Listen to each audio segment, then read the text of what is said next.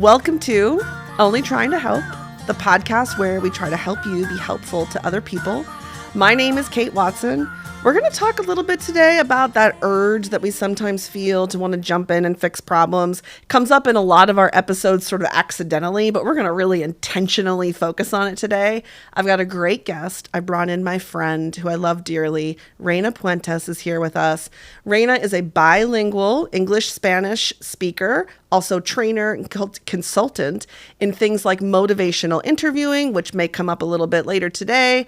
But also Reyna's just a good friend and an all-around lovely human to know. So Reyna, thank you for being here with us today. How are you doing? I'm excited to be here. You know, Kate, you've had some outstanding folks as guests in your podcast, so I'm honored to be here and really excited to chat into all things helpful strategies. I myself am addicted to helping. I'm an avid helper by nature. So when you asked me, could I help you with this podcast? Of course I said yes. So thank you for the opportunity. See what I mean, folks? All around lovely human being. And you're right. We have had some outstanding guests on the show, which is why this is just long overdue that you be a part of that lineup. So glad that you're here now. All right. So that feeling, that feeling that we get when we meet someone who appears to be in need in some way. I almost can't talk about this without pointing right to my stomach because I don't know about you, Reyna, but I feel it right here. There's like this twisting, churning feeling. Other people describe it like sirens going off in their head, but there's this urgent feeling to do what? To provide some perhaps unsolicited advice, to share Yeah. your thoughts or a recommendation or an idea that you had in the moment. And I love how you said, Kate, you can feel it in your gut, in your stomach. Some people call it like a siren. To me, it's like an impulse. It's like someone's putting the foot on the gas and someone's just like, go, offer, provide.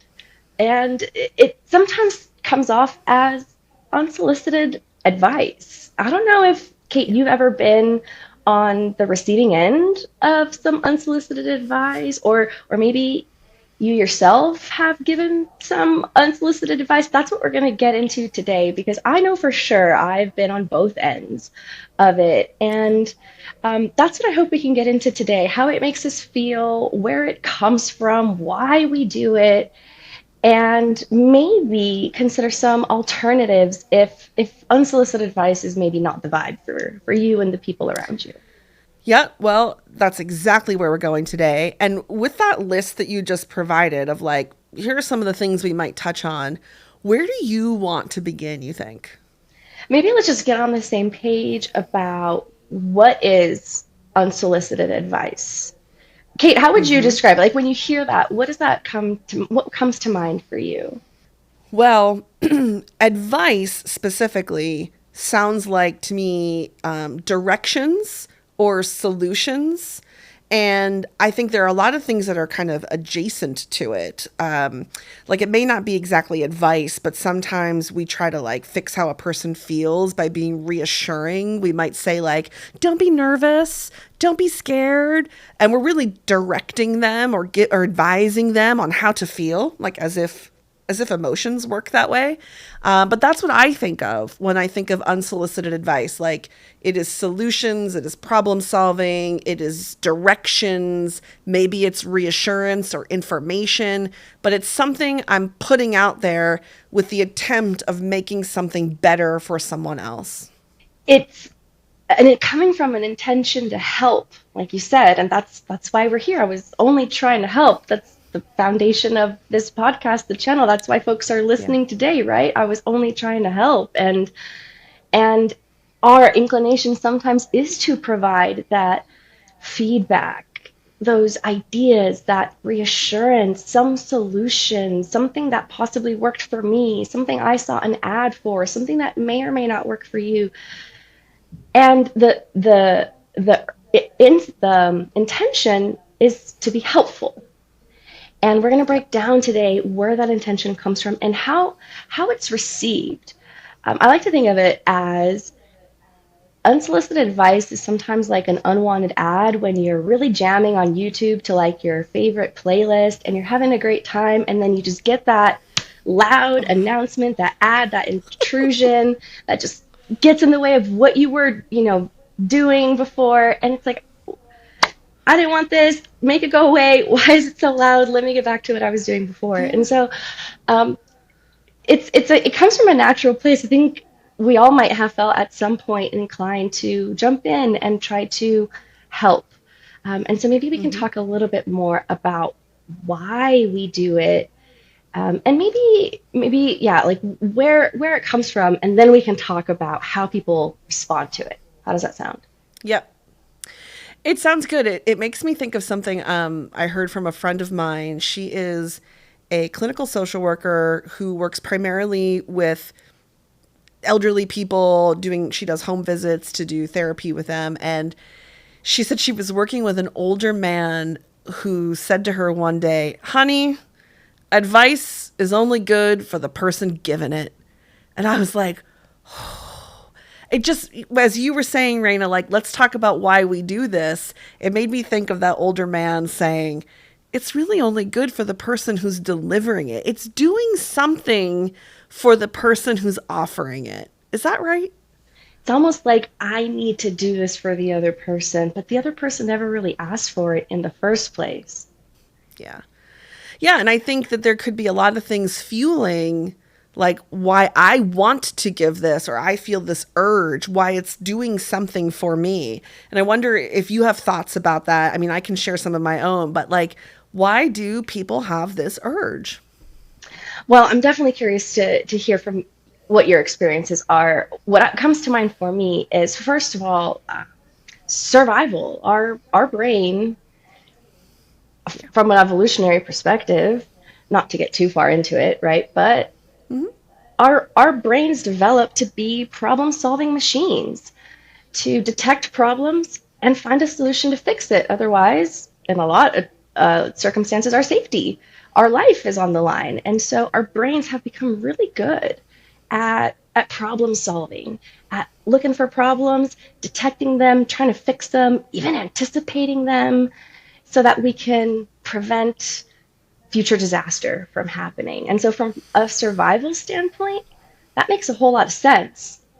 But in modern day, when that our brain does that, it sometimes can backfire on us. But Hmm. that's one angle of where I think this comes from. What do you think? Where do you think this comes from? I got a couple of ideas, but I'm going to say the one that's most similar to yours because you've connected me well to it. It's also about evolution, really, but you're talking about how our brains are wired, and we know this from evolutionary psychology, to like scan for dangers and threats and either try to avoid them or conquer them so that we survive. Yes. The other thing, though, that they have found is that since the Stone Age, like when we were living in tribes, we are also wired to look out for each other. And so when I hear about somebody else who is suffering or struggling or just like facing a problem, I'm wired to see my tribe. My tribe is not okay. And then because our tribes way back when were really a method of survival, the tribe way back then was standing in between you and the saber-toothed tiger that wanted to eat you. We are wired to see if my tribe's not well, this is bad for me. And so we go into a kind of threat response when the people we care about are not doing well. And take all the technical terms out of that, put it really simply, we care so much that we get kind of freaked out when our loved ones are not well. Yeah. And we are inclined then, that impulse, that urge to try to help. In Yeah. other words, to try to fix the problem or provide some solution or relieve some struggle or stressful feeling, stressful emotion, to alleviate that discomfort. Mhm. And as you're talking about in survival days and prehistoric days, that was really useful. I would really help me if you, my tribe mate, would stop that tiger from getting me. Thanks, Kate.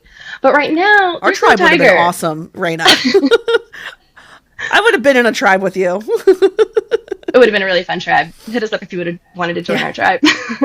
But now modern day, when you and I hang out, there is no saber tooth tiger there. What's happening when I talk with my friend Kate about my issues at work or with my family or with my partner, that's the thread. And Yeah. the mind doesn't know the difference between Raina's Mm-mm. having struggles with her partner versus Raina's being faced with a saber-toothed tiger. I want to help. And so Kate's brain is saying, I'm Yeah. going to help, let me help. It doesn't really know the difference. Yeah. Yeah, it all feels like high stakes to the brain. Yeah, Yeah. absolutely. And it can lead us to do some things that are not so helpful. Even when my intention is to be helpful, even when I think I'm being helpful, even when I think the person that I'm talking to thinks I'm being helpful. So would it be okay if I share with y'all example, a very recent example of a moment when Please. I myself just caught myself giving some unsolicited advice? Yeah. So, my mom and I, we're pretty close, we're pretty tight. And she talks to me often, about her day.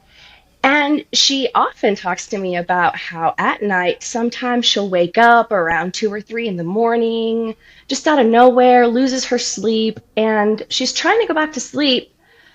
And so what she does is she gets her phone and she starts scrolling on reels and playing her solitaire. And, you know, an hour goes by, 2 hours go by, and maybe she'll go back to sleep eventually when the sun's coming up. And she said to me herself, how annoying this is. Le choca in Mm. Spanish. It's just annoying that this happens and it happens so often.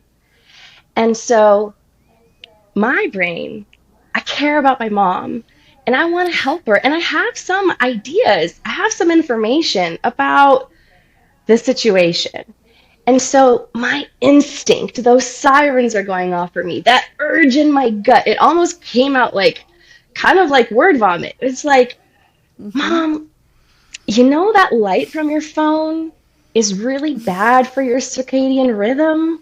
It makes it a lot harder for you to fall asleep. Have you ever tried meditation or a body scan? I could send you a link to a YouTube video that I use. It's really good. And guess what my mom's reaction Well, was? I'll give you one guess what her reaction was. I mean, it was. I could imagine a few things, but I'm gonna guess it was something like, "No, that's not gonna work for me." Meditation. No, that's not for me. That's Yeah. silly. That I Right. don't know Come about on. that. This is what works for me, and it's been working for me.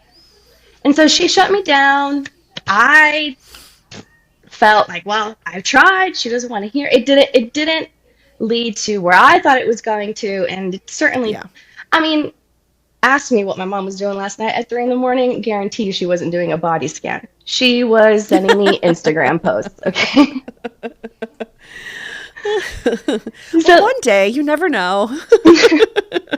so that's how it can come up. And I'm admitting to this as a helper myself, talking to you about this topic. It happens in all of us, this urge to help the people we Yeah. care about, especially if you have ideas. And I can think I'm being helpful and it's not coming from a bad or critical place. Mm-hmm. But maybe now let's talk about, like, why why wasn't it received well? What is it like on the receiving end Yeah. of that? Yeah. Why do you think, Kate, like, people don't respond typically well to that? Like, maybe, I don't know, if you can think about yourself. Like, can you think of like an experience where Mm-hmm. you received some unsolicited feedback or advice, and how was your reaction to that? Yeah, I mean, it's hard to even narrow it down to a story because as a woman in this world, interacting with men in this world, I feel like I'm constantly being advised by them. I was actually, speaking of social media, I was looking through, like Facebook will show you your memories, like of like your posts from the past. And I was looking at them, and a post I made like a year or two ago said, every single man I interacted with today taught me something. And every single woman I interacted with today apologized for something. And it was just like, I'm done, everybody. Like, good night, Facebook. I'm finished. So it's hard to narrow it down to a story. But I also heard your question about, like, how does it feel?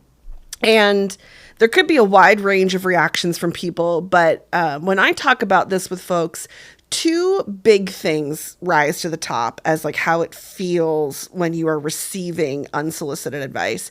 One is feeling unheard, like you're not even listening to me. You went way ahead of me. You're down this road a mile where we're solving the problem, and I'm way back here just noticing the problem. You've left me in the dust. So that's one thing. Like, you're not listening and you're not with me.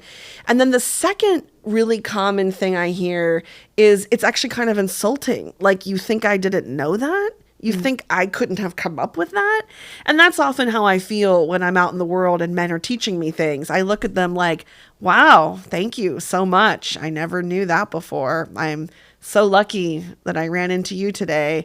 So again, there may be a long list of other reactions that people have. In fact, I believe I read an article that said when people receive unsolicited advice, they describe it as violating and invasive. Whew. I mean, as someone who does a lot of work around violence, I take it very seriously that folks are considering this a violation of their boundaries. Like, you have invaded if you've come so close to give me advice. What have I missed, you think?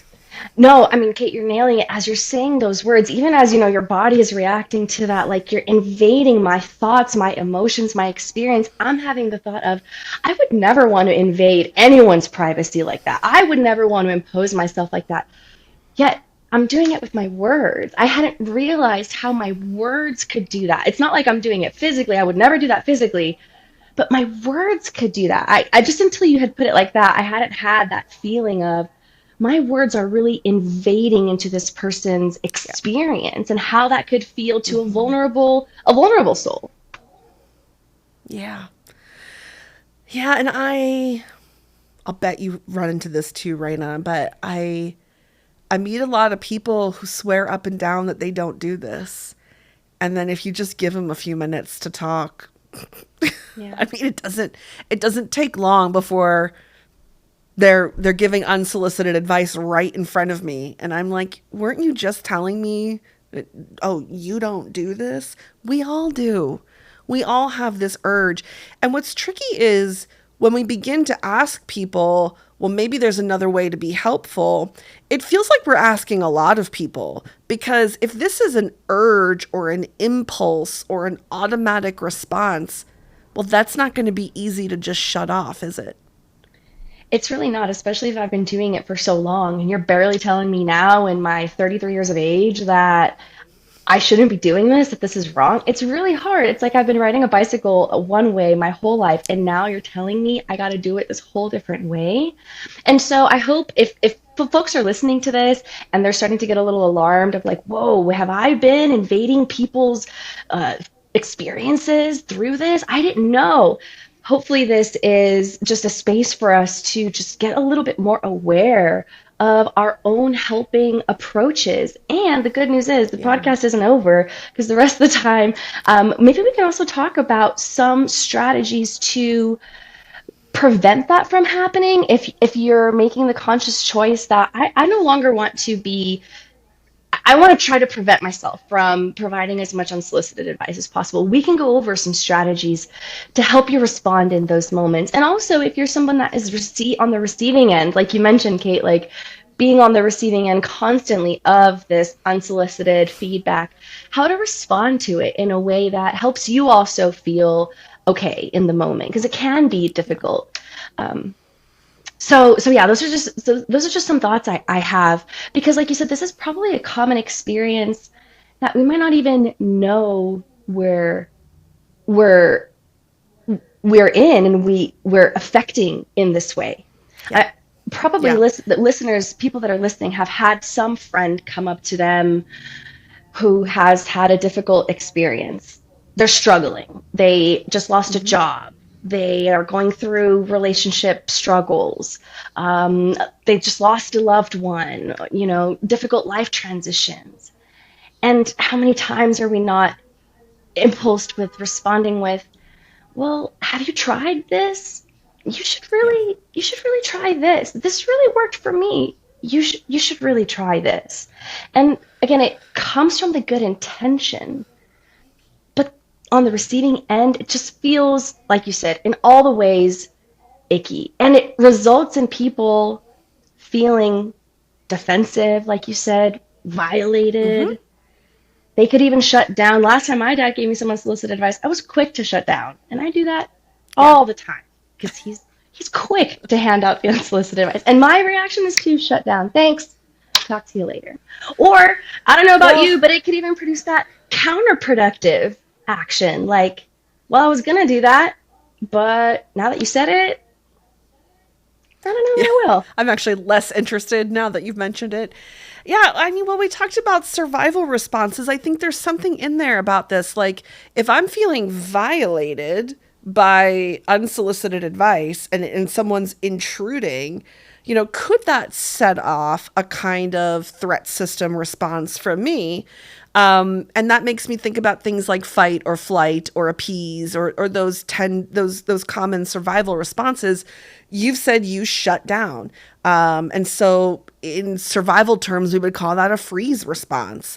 Or some people say, whatever, I'm out of here, and they walk away. Is that a kind of flight response? Some people get really aggressive and say, mind your own business. You don't know my life. Stay out of my life.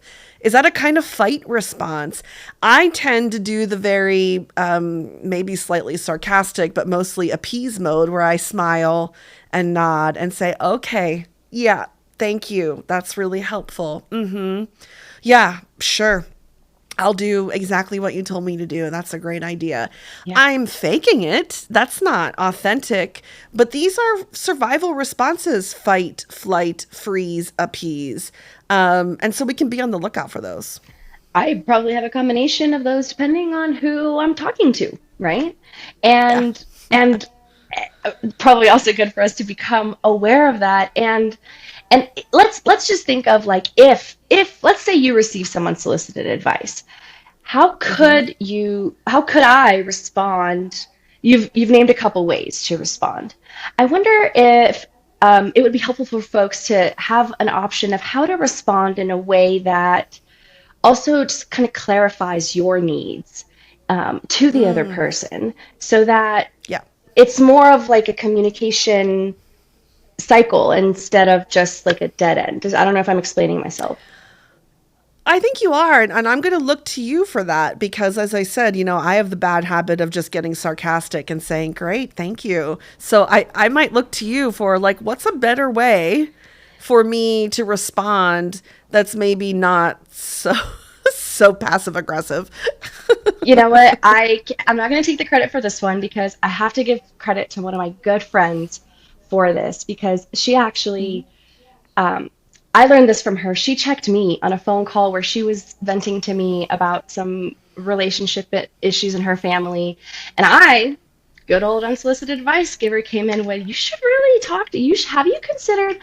And so my friend, who I love dearly, said, and she loves me clearly because of this response. She didn't shut down. She didn't say a sarcastic response to me. What she said was, I appreciate you wanting to help, but right now I really just need somebody to listen. Yeah. And that moment to me was really like, I hear you. I'm not being helpful. I thought I was being helpful. And we go back to where we started today. Me giving unsolicited advice is me thinking I'm being helpful. But that's not what my friend needed at the time. And she cared so much about our relationship too. Let me know what it was that she needed. And that response has stuck with me. So now other times, I might be more likely to say something like that. And, I really appreciate you wanting to help, Dad, in giving me that retirement savings and that financial stuff that you're trying to talk to me about. But right now, I really just need somebody to listen. Yeah. And that could Yeah. really change the dynamic of the conversation. What do you think about that, Kate? I like it. And you've made me think about, like, are there ways to respond when somebody's giving me unsolicited advice, you know, maybe I could respond with just an observation. Like, I can tell you're worried about me, Mm, and that's why you're giving me advice. You're worried about me. Thanks. I mean, it's nice to know that you care. yeah. And I wonder if I could keep telling my story. Are like, is that all right? Because you're Yeah. clearly worried about me if you're jumping in with this advice. Yeah. But I wonder if there's a way to just observe, like, you're worried about Yeah. your friend over here. Yeah. Thanks. Thanks. Thanks for caring for me. It's clear.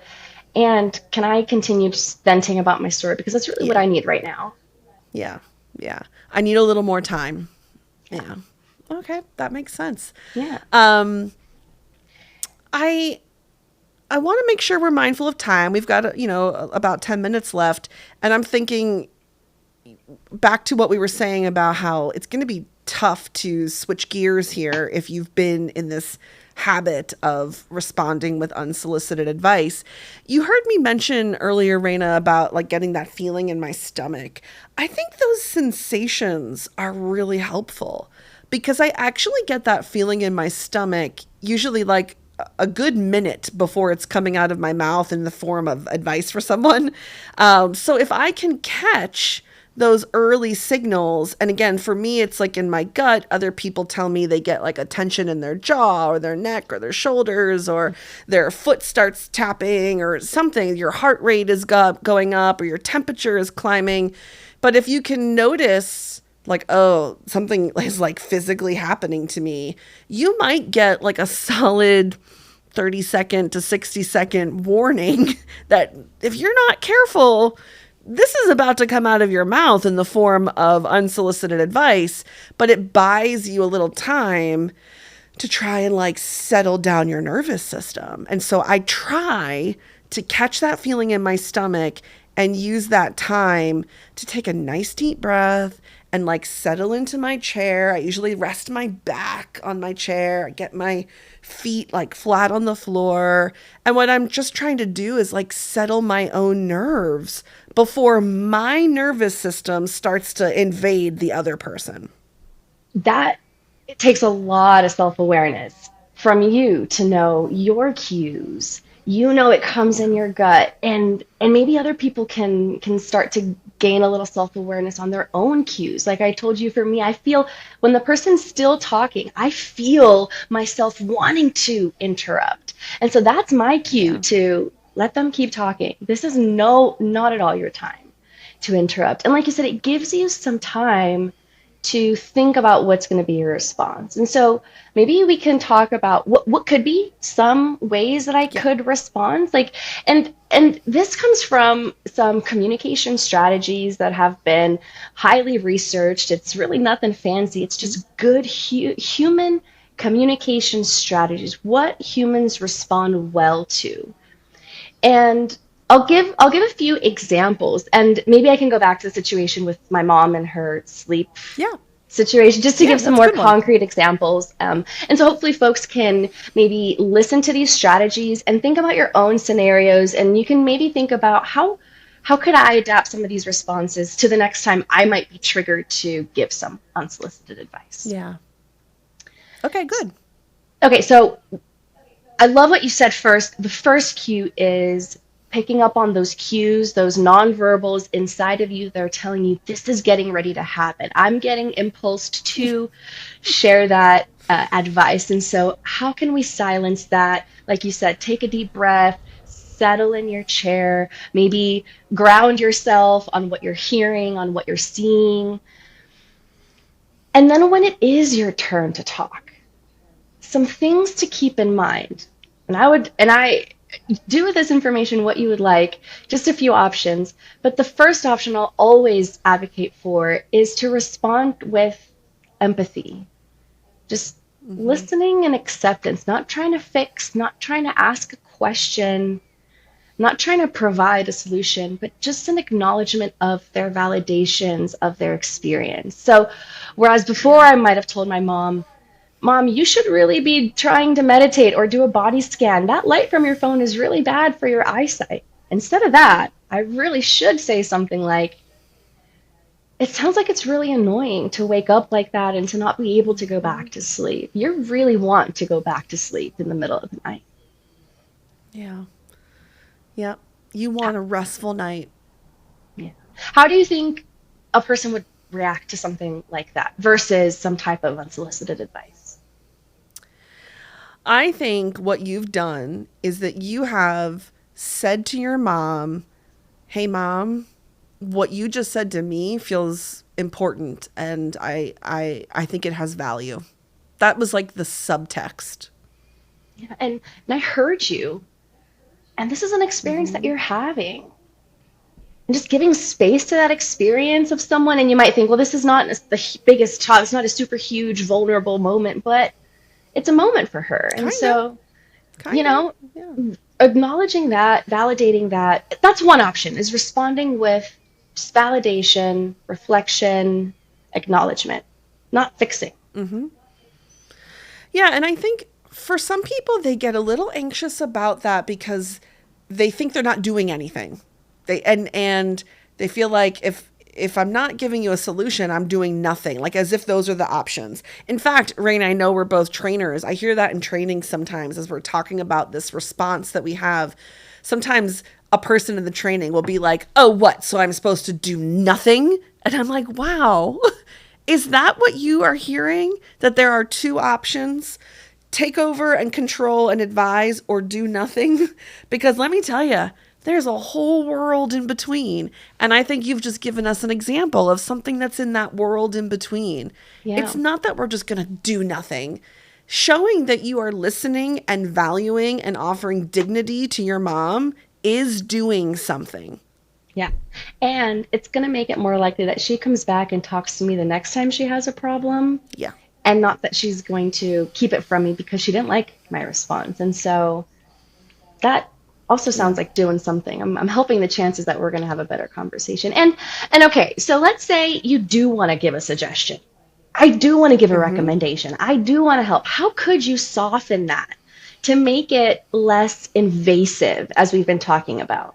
Because you could, you totally could, but there's a way to do it. Do you have some ideas, Kate? Well, sometimes it's about timing. Like it might be about asking, like, is this the right time? Are you ready for that? Something like that. Yeah. Checking in with them if they're ready for it. In a sense, kind of like asking for permission, even maybe giving them the Mm-hmm. liberty to choose to hear it or not. Like saying something like, I have an idea that may or may not be helpful to you. Would you be open to hearing it? Mm-hmm. It's totally okay if not, and letting them get that chance to say whether or not they want to hear your advice. Yeah, I love it as a way of like not needing to read someone's mind. Because there are times that a friend is talking to me, and in my head, I'm like, don't give unsolicited advice. Don't give unsolicited advice. Don't do it. And then I get a vibe from them like, maybe they actually want some. Like, am I misreading this? And then, Reyna, I can torture myself in this moment. Well, I don't think I'm supposed to give them this advice, but I kind of get a sense that maybe they're looking for advice. And I mean, it's a three-ring circus. But rather than letting the three-ring circus play out, I could put my mind at rest and not make this decision on my own. I don't have to decide this. Yeah. Yeah. And it might also happen that I'm really trying to convince myself to not give the unsolicited advice, but you know what? It slipped. Oops, like I said it. Yeah. There is a way that you could kind of rescue yourself from that Mm. feeling of being so invasive. And you could do that by asking the person afterwards. Like, say I told my mom, mom, have you tried meditation or a body scan? That's just an idea I had. What do you think about that? So I can at Mm-hmm. least get her feedback afterwards. And at least then she can tell me, yeah, sure, or no, I don't think so. But at least it continues to be a conversation and not just left assuming that my idea was the greatest idea and that it's going to help Yeah. her fix all her problems. Yeah, one thing I've noticed myself doing, and I wouldn't say, you keep rightfully mentioning that so much of this is like evidence based, it's been researched a lot. This next thing I'm about to say is not. This is just something I've noticed me doing. But when I do give some sort of suggestion to a person and then I ask them, so what do you think about that? If they are not thrilled with my suggestion, I do notice that I tend not to give another one. I tend to say, yeah, okay, it was just an idea. We can keep exploring. Even if I do have another suggestion, I find myself holding back because I'm afraid of it turning into this dynamic of, well, here's another thing, and here's another thing, and here's another thing. And so even if I've got another good one, I might think to myself, I'm just going to tuck that one away. There will be another time. I will have another opportunity, but I'm just going to thank them for at least considering it and respect their autonomy here. And I just sort of like slowly back away on the advice. And again, this isn't something I'm putting out there as like, this is what studies say you should do. I'm just saying, for me, I notice that if the first one doesn't really go over well, and by one, I mean like the first suggestion doesn't go over well, I tend to be like, all right, I'm not going to keep going. I'm going to let this lie a little bit. I'm going to give some space, let this breathe before maybe later I say, I do have another suggestion, but I like to like give a little space before I come right back in with, well, how about this? Because that could quickly turn into just cycling back and forth. Like we are spinning on a hamster wheel. Yeah, it sounds like you're pretty good at reading the room and reading people's, signs, and also of not jeopardizing that dynamic that you have. Yeah. It goes back to what we started today talking about. Giving into that urge to provide that solution or to provide another suggestion is something that you feel you need to do to be helpful. It's not necessarily what the person needs or finds helpful. Yeah. Yeah. Reyna, knowing that we're running low on time, and I just want to make sure that I'm respecting what you came here, the messages you wanted to share. Is there something that you haven't been able to say yet about unsolicited advice that you would like to share with us? I think just my biggest takeaway for myself as I was thinking about this is really just those human moments that I've experienced either giving unsolicited advice or being on the receiving end, and how it really can affect dynamics and relationships between me and my friend, me and my family, me and my coworkers. And so, just an invitation for folks to think about themselves in both of those situations and how you might want to respond in order to be helpful, truly helpful, not just helpful because you think it's helpful, but helpful for the person who you care about. Yes. Yes. Really well said. That at the end of the day, all of this is coming, as we keep saying, from this good place of caring. It's about channeling that compassion and love that you feel for people in productive ways rather than instinctual ways. Your instincts might fail you here, but feeling love and caring for people is a wonderful thing that no one wants to take away from you. No one here is trying to take that away. All we're saying is let's take that big heart that you have and channel it in a way that is productive. Thank you so much for doing this. I really appreciate it. I appreciate you. Thank you. I got to say, for our listeners, if you have questions, you are always welcome to share them with the show. You can email us at kate@onlytryingtohelp.com. If the question is for me, I'll do the best I can to respond to it. And if it's for Reyna, I can pass it on to Reyna, who may want to put her own voice to the matter. And with that in mind, feel free to send Spanish language questions because Reyna could be very helpful with that. I could do my best, but Reyna would do better. And folks, you can also stay in touch with us on social media using the handle IWasOTTH. OTTH stands for Only Trying to Help. Thanks, folks.